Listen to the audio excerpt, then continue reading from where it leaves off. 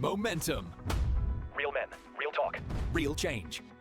Courage. Well, there's two ways to learn in life, right? You can either hear somebody else's experience and make the changes, or you can do it yourself. And so Right. if anyone's listening feeling slightly deflated right now, don't feel deflated. Just listen carefully and just take the shortcuts. Yeah, look, for me, it was, coming from a background of sexual abuse and trauma, depression, PTSD, anxiety, panic disorder. So it's a great question. And honestly, my default answer would be grace. I would have to say, really, I cooperated.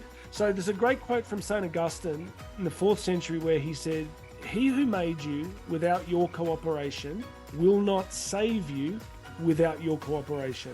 So we didn't get a vote if we got created. We never got to choose that part. We do get a vote in whether or not we want to be saved, transformed, redeemed. We get a vote on that. And so by the grace of God and a lot of good people, good priests, good pastors, and an amazing wife, I think God has showed up for me. In New Orleans the other day, I had 6,000 people in the room, and I was reading, I think, from Psalm 18, where it just talked about that the Lord looked down and he saw my distress and led me out into a wide and spacious place. I mean, that's my testimony. I'm turning 50 tomorrow, and that's the testimony that I tried to probably cooperate, but I still struggle, right? I still, have the occasional setback, and I still can fall back into, but I would say the big stuff, the depression, the anxiety, that stuff has gone, and grace.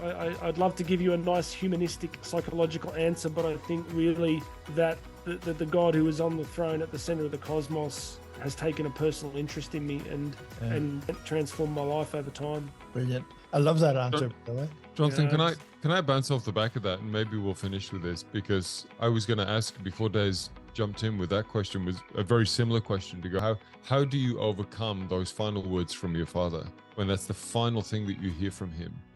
How do you then, move that forward without holding on to that and that hurting you and stopping you and hindering you? Momentum. Real men, real talk. Real change.